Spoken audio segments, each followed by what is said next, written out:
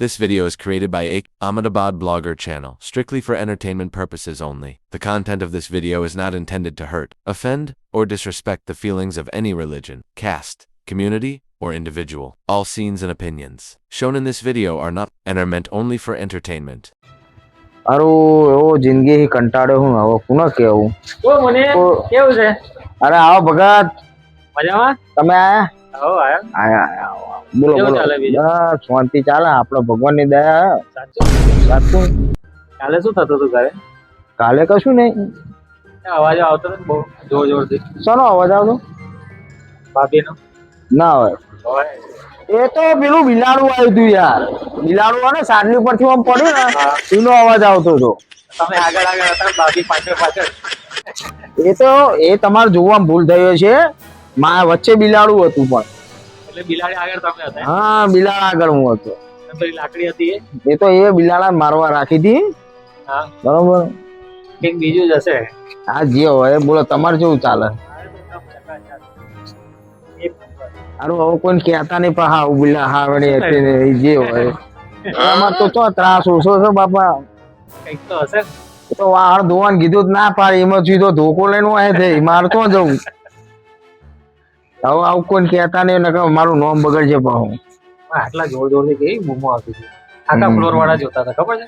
એ તો જોવે લે પણ કોઈ ખબર નહીં તમારે સિવાય તમે હવે આખા ગામમાં કહેતા નહીં પા હું આબરું છે આજુબાજુ વાળા બધા જ જોતા હતા ખબર છે? એ તો જોવું કોઈ નતું જોતું બાલ્કનીમાંથી દેખાતું હતું બીજા બાલ્કનીમાંથી ના દેખાતું. એટલે તમે હું આ જ ટેન્શન કરતો હતો કે આવું કોઈ જોઈ ના જ્યું હોય તો સારું છે હા તમે જ જોઈ ગયા ભગત જ જોઈ ગયા કાઠું કરી છે તો જવાનું બોલો બીજું પણ આવે ભાઈ બીજું શાંતિ હે ના ભાઈ ના બધું છોડી દીધું હવે બોલો મને બીજું બોલો નવા જો નહીં. ભાઈ નવા જૂની ચાલે છે ના પણ દરરોજ દરરોજ આવું ત્રાસ ના હોય યાર ઘરે ઘરે તો શું કરું યાર હવે મારા મજબૂરી કંઈક તો છે કરવું પડે ને યાર.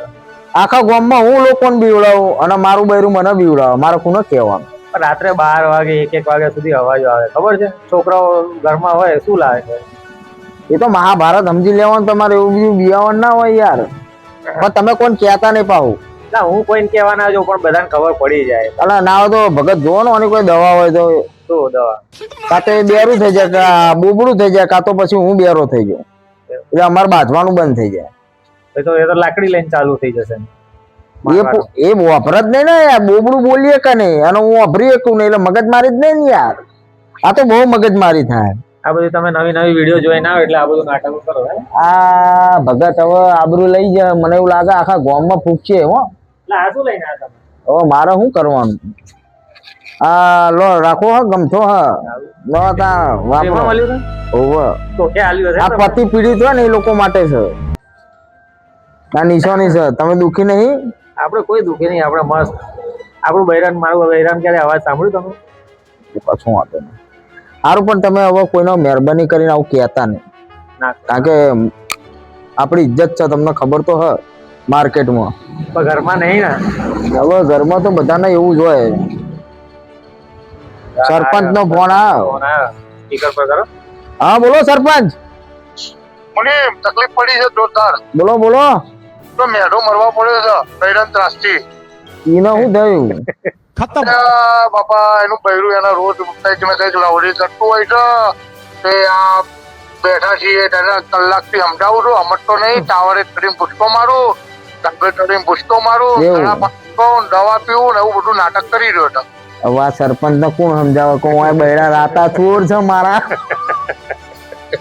સારું ભાઈ હવે આનું કોક કરીએ હો હા સરપંચ હા હવે હું શું કઉ છું તમને અવાજ કપાઈ જાય છે તમારો શું તમારો અવાજ કેમ કપાઈ જાય છે ના એ તો પેલા ભગત વચ્ચે બોલતા હતા ને એટલે એમને એમ કહેતો હતો કે વચ્ચે બોલશો નહીં યાર એવું છે એમ ને હા બીજી કોઈ તકલીફ નહીં ને ના બીજી કોઈ તકલીફ નહીં હા બોલો બોલો હવે હું આવીને તાણ ભાઈ સમજાવું એને બીજું જો શું થાય તો જરીક તમે આ બાજુ આવો મુનિમ પણ એને કઈ બૈરા તો બિયાવાતું હશે યાર ભલા મોડા યાર પણ હવે હું એને એક કહું છું બૈરાથી બિહાવાતું તાણ યાર બૈરાનો હોક કાઢીએ તો બૈરું બંધ ના થઈ જાય યાર તાણ બે રમરમાટ મેલ્યો તો અરે આટો રોજ નાટક કરો છો ને બધું એવું બધું સરપંચ તમે કઈ જગ્યાએ છો મને એડ્રેસ હાલો હું પહોંચું આપણે આજે તો સત્યનારાયણની exit સામે આ પેલું સત્યનારાયણ પાન પાર્લર રહ્યું એની એક્ઝેક્ટ સામે.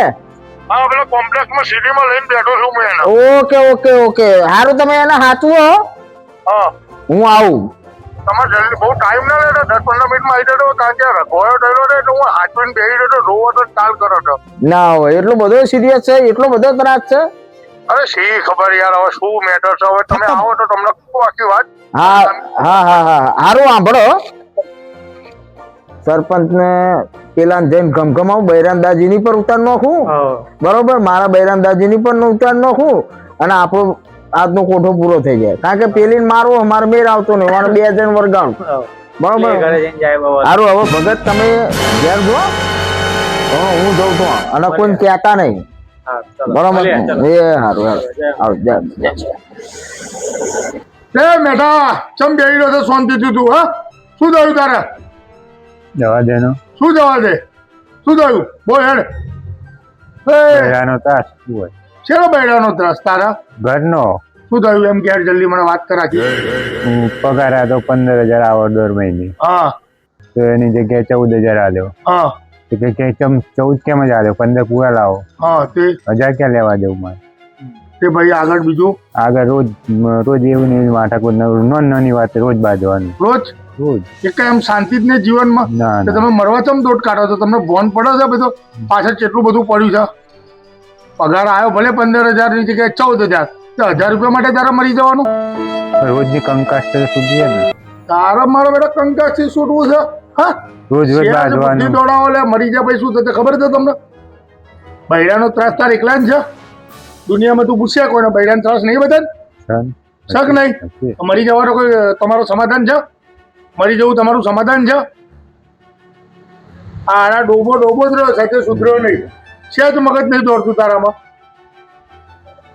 હા હશે શું હશે? તમને તો ખરેખર રોવાની કોઈ જરૂર નહીં આવતી. બધી વસ્તુમાં જો તમે રોવાથી કઈ વસ્તુનું સોલ્યુશન નહીં આવતું, બરાબર? આની અંદર બધા બહુ કારણ છે. બોલે બીજું શું કરતું તું બૈરું તને? રોજ રવાય નવી બધું ઘણું બધું. આ ક્યારેક દાગીના લઈ આલો, પિક્ચર જોવા લઈ જાઓ, રોજની મગજ મારીએ. કપડા ફેશન હતા. તો મા બાપ નો ગામડે તને મેં પેલા કીધેલું ગામડે મા બાપ નો મૂક્યા હતું. હું પેલા ગામડે જ રહેતો હતો, ગામડે થી જતા સિટીમાં આવ્યો. હા કઈક કમાવા આવ્યા ને તમે? તો મરવા આવેલા? કમાવા એટલો બધો ત્રાસ થઈ ગયો કે તમારે મરવાની જરૂર પડી છે. રોજની ડિમાન્ડ વધી ગઈ. ડિમાન્ડ વધી ગઈ છે. એટલે આની અંદર આપણે બધું આયોજન કરવાનું હોય. આપણો પગાર 15,000 છે તો આપણે 15,000 માં કઈ રીતે ઘર ચલાવવું હોય મરદ માણસ ચલાવો. એમાં મારે તમારા કઈ સોલ્યુશન નહીં આવવાનું, બરાબર?